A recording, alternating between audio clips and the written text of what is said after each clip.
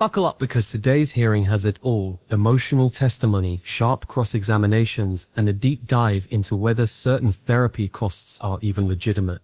At stake, restitution money, credibility battles, and a judge who's clearly not afraid to call things as he sees them. You're about to watch a case where receipts matter, literally, and where the tiniest inconsistencies could mean the difference between thousands of dollars awarded or nothing at all. And trust me, the twists in this one will leave you wondering, is this about healing or hustling? Date time set for a restitution hearing, sentencing and a restitution hearing.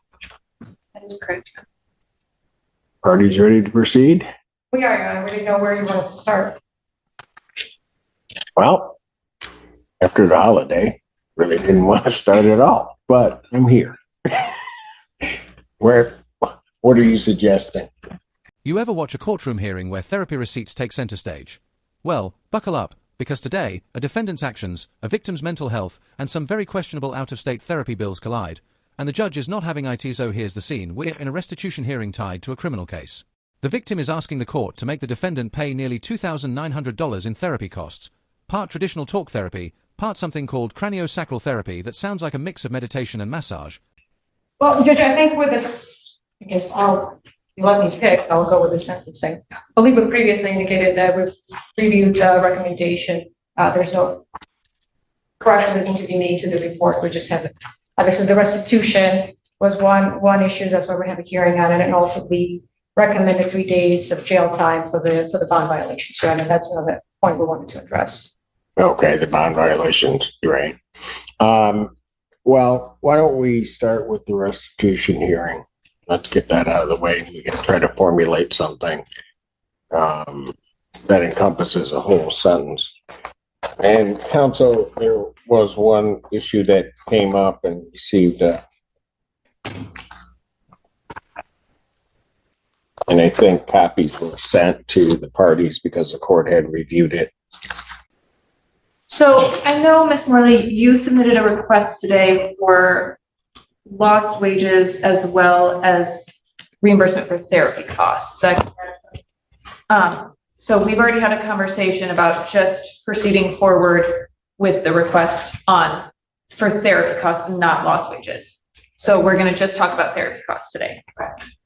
As far as that goes, it's my understanding that you've received 2 types of therapy. Is that correct? That's correct. Can you tell me what those 2 types of therapy are? The first type is more of traditional type of therapy, I guess you would say. And the second type was somatic craniosacral therapy. When you say traditional type of therapy, are you saying like psychotherapy? Yes. Okay. And can you tell me who you see for that? I see Wendy Dwunsky for that. Okay. Do you know about how much you're requesting for psychotherapy specifically today? But the judge is not convinced it's even legit. And remember, this isn't about criminal guilt. That part's already decided. This is about money. Specifically, who's paying for what, and whether these therapy bills pass the smell test in court. We start with the basics. The prosecutor asks the victim about 2 types of therapy she's had since the incident: psychotherapy, the classic, in-person talk therapy with a licensed counselor.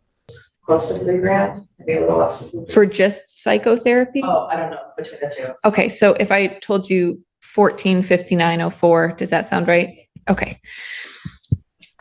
Can you tell me, does insurance cover those appointments for you? It does. Has it always covered those appointments for you in total? Not in total. I do pay some out of pocket. Okay.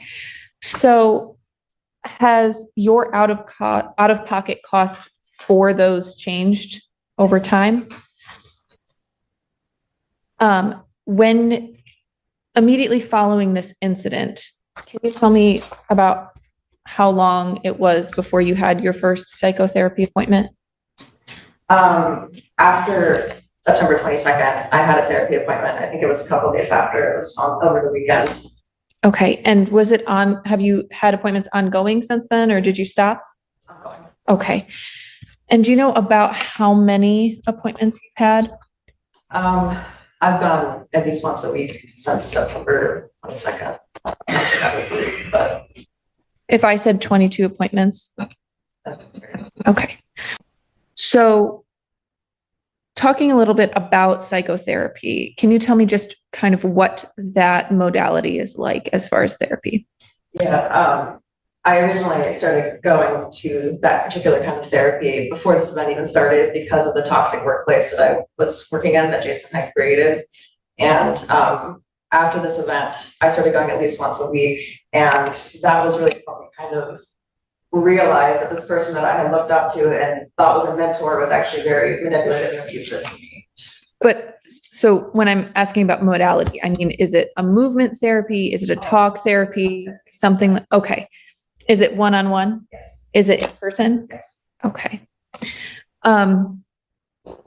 Craniosacral therapy, a less traditional, more holistic approach involving relaxation, visualization, and what sounds like guided meditation. Done online, with a therapist in North Carolina. Already, the eyebrows in the courtroom are raising. She explained she's been seeing her talk therapist since before the crime, because of a toxic work environment allegedly created by the defendant, but after the incident, the sessions shifted toward trauma recovery. The bill for this? Over $1,450. Then we get to the craniosacral therapy, 7 online sessions at $90 a pop, $630 total. The victim admits she thought it was woo-woo BS at first, but now swears it's been life-changing for her PTSD. The judge leans forward. Is the provider licensed? Where's the proof? Why is there no business website? Why is the address in another state? And why does the letter of support have no letterhead? Ouch. That's courtroom side-eye if I've ever seen it. And so what makes these appointments after the incident with the defendant in September different from the appointments before, if anything? Or I was just hoping that I could go to therapy for generalized anxiety around going to this workplace, hoping that therapy would help. After the event, it was more centered on coming to terms with the fact that this guy that I admired and looked up to was abusive and trying to work through how I got to that point and just trying to understand how I had worked for somebody like that for so long. Hold on a moment. So you were seeing this same therapist prior to September 22nd? That's correct. For how long? I would say a month before. Maybe 2 months before. I can't remember. I think her letter specifies. I don't. I was just about to. Okay, go ahead.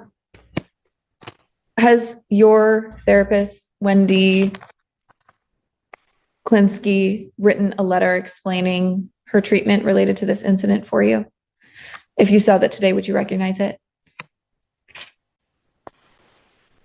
Can you tell me, is there a specific link between those post-September 22nd appointments and the defendant's actions on September 22nd? Yeah, I would say, I mean, every single therapy appointment that I've been to since this happened has been about this incident. In what way? Trying to heal from the trauma of it and understand how I was in the position in the first place. Okay, turning to the second kind of therapy you mentioned at the start, what is that? That is craniosacral therapy, which I did online. Would you like me to describe it? Please. After the event happened, I would say around October time, I was experiencing symptoms of PTSD, and my friend who knows therapists suggested that I go see this craniosacral therapist for my PTSD because it was getting so bad where I couldn't even eat or sleep or accept like a hug from much, like dissolve into panic attacks. And so I started seeing them to be able to touch the trauma of the event and relive the event without dissolving into panic attacks every day. Okay. So you have psychotherapy, which is talk therapy. What type of activities do you engage in this second type of therapy? I would say the initial part of the session is talk therapy, and then we go into more of the craniosacral part of it, which is lying flat and Defense counsel digs deeper. The therapist doesn't take insurance, wasn't found through any provider directory, and the victim didn't verify the license. A Google search only turned up a LinkedIn profile for someone listed as a Thai massage therapist in Michigan. And let's not forget, the business is called Wild Remembrance Healing Therapies. You can practically hear the defense attorney's skepticism. kind of envisioning the trauma and going to the event without and being able to touch it, I guess, without resolving into panic attacks. And you said you did it online. Yes. How does that work? The two therapists and I start off with conversation and just kind of talk about like where I'm at, how I'm feeling and everything like that. And then we go into, I like lay down in, my room or wherever I feel comfortable, and they kind of guide me through kind of like a meditation. And we slowly work through the trauma surrounding the event, the trauma that I have after the fact, of daily trauma, kind of just talking about like how to kind of access that part of my brain and myself. So it kind of helps me alleviate the stress and trauma, both physically and mentally, in a way that the talk therapy wasn't addressing. So I have that you started craniosacral sessions in February. Is that correct? That's correct. Yeah. Okay. And so you've only had 7 sessions. Is that correct? Yeah, that's all. The most recent being in June. And as far as those 7 sessions, did you have any insurance coverage for those sessions? Can you tell me how much your out-of-pocket expense was? Okay. If you saw an invoice for those sessions today, would you recognize it?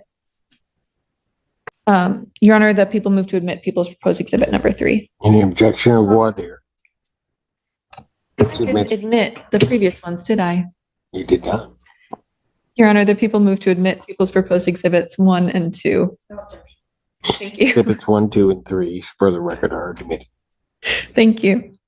Clearly under caffeinated. Apparently.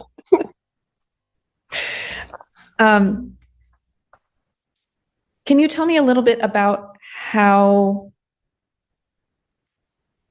have these craniosacral sessions helped at all with your PTSD? Oh, absolutely.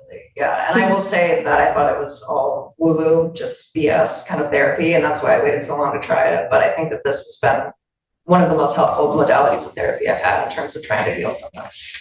And so as far as the invoices go, I noticed that her address is in North Carolina.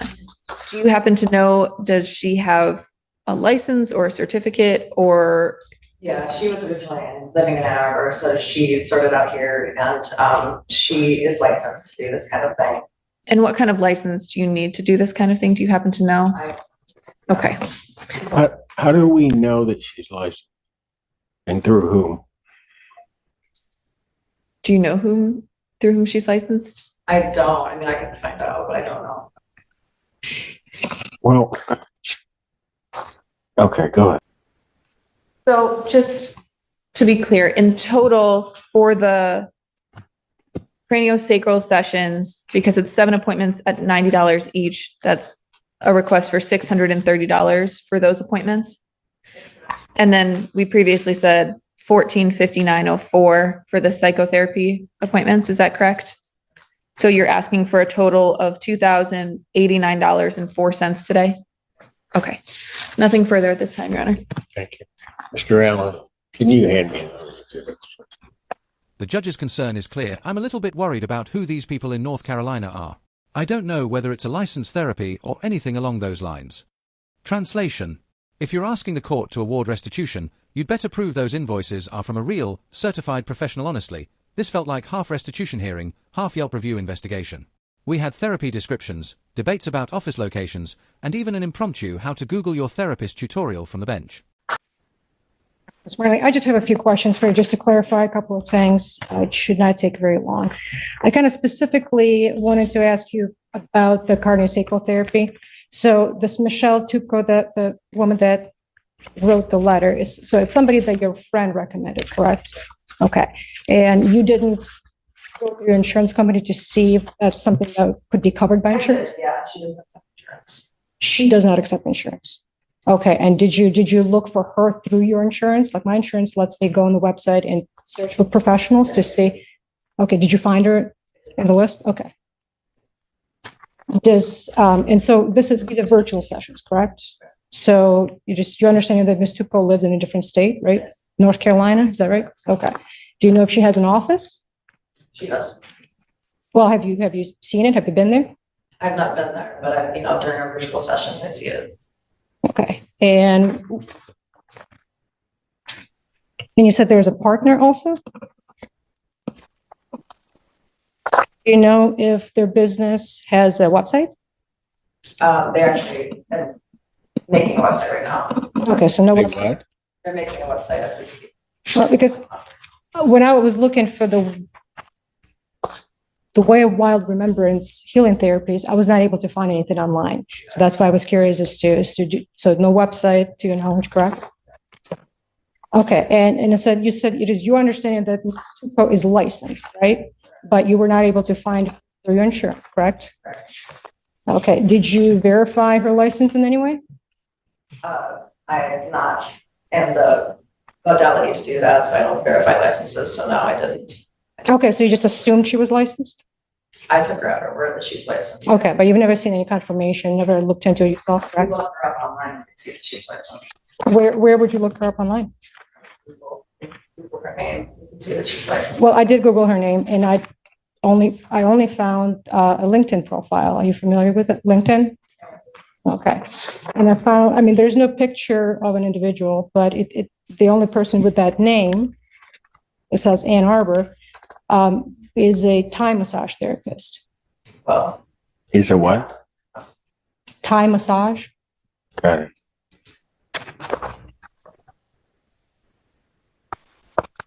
But you looked her up on Google? Okay, but you said there's no website though, right? right, they're making one right now. Yes. How do you know they're making one right now? Because we've discussed it. I'm a web designer. On what? We've discussed it. I'm a web designer. Were you aware that this is something that I learned while I was preparing for this hearing, that there's the Biodynamic Cardiosacral Therapy Association of North America? No, I was not aware of that. Okay, well, and so there's a website that lets you look for practitioners who are licensed specifically to perform biodynamic cardiosacral therapy. And I was not able to find Ms. Tupko in Michigan or North Carolina or really anywhere through that website. That's surprising to you? No, just not right now. Okay. Well,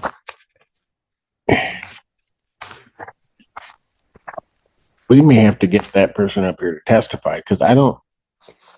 Do you know why they're? Well, I'm sorry, Mr. Malinka, but I just got to get some things clarified here. Did you read this letter of May 3rd? Did you request this letter from them? Yes, I did.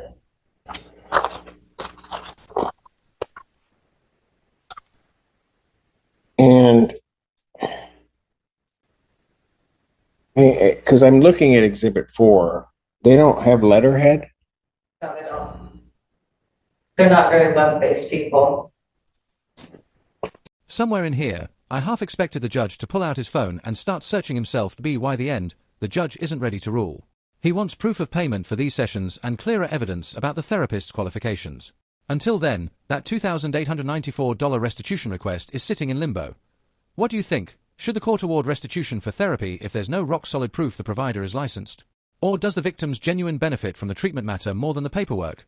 Thanks for sticking through this one. And hey, if you enjoy digging into the drama and details of real court cases, hit that subscribe button and turn on notifications. More legal twists and turns are coming your way next.